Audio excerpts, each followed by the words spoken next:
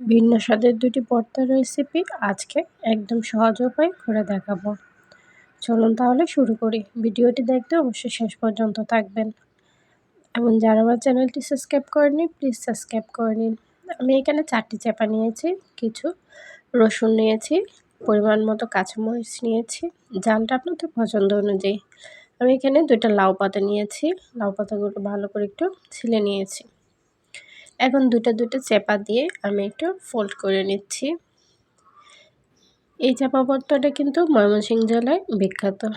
প্রায় কম বেশি সবার বাড়িতেই এই চাপা ভর্তা এভাবে করা হয়ে থাকে। তো যাদের কাছে লাউ পাতা না থাকে তারা যে কোনো পাতাও ব্যবহার করতে পারেন, এমনকি পুঁই শাকের পাতাও ব্যবহার করা যায়। তো আমি একটু ফোল্ড করে নিয়েছি। এখন একটি তাওয়া বসিয়ে দিচ্ছি চুলায়। এখন দিয়ে দিব রসুন এবং কাঁচামরিচ। রসুন এবং কাঁচামরিচগুলো ভালো করে একটু ভেজে নেব। তো আমার ভাজা হয়ে গিয়েছে, এখন আমি নামিয়ে নিচ্ছি।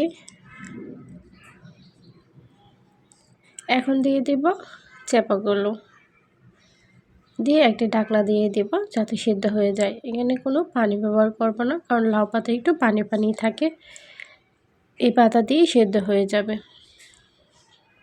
তবে উল্টিয়ে পাল্টিয়ে চাপাগুলো নাড়িয়ে নিচ্ছি। তো আমার চাপাগুলো হয়ে গিয়েছে, এখন আমি নামিয়ে নিচ্ছি। এখনও যারা আমার চ্যানেলটি সাবস্ক্রাইব করেনি প্লিজ সাবস্ক্রাইব করে নিন। আমার হয়ে গিয়েছে। এখন দিয়ে দিব সামান্য পরিমাণ লবণ, দিয়ে পাটায় বেটে নেব।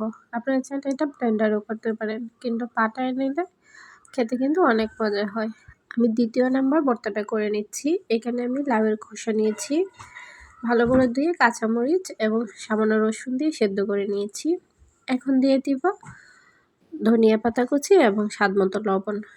আমি আগেও সামান্য লবণ দিয়েছিলাম, এখন সামান্য দিয়েছি। এখন পাটায় বেটে একটি পেস্ট বানিয়ে নিয়েছি। এখন একটি কড়াইয়ে দিয়ে দিব 1 টেবিল চামচ সরিষার তেল, তাতে দিয়ে দিব একটা পেঁয়াজ কুচি, দিয়ে পেঁয়াজটা ব্রাউন কালার হওয়া পর্যন্ত ভেজে নেব। এভাবে এই ভর্তাটা করলে খেতে কিন্তু অসাধারণ লাগে। আপনারা একবার হলেও এই ভর্তাটা করার চেষ্টা করবেন। পেস্টটা যখন সামান্য ব্রাউন কালার হয়ে আসবে তখন দিয়ে দিব আগে থেকে করে রাখা লাউয়ের পেস্ট।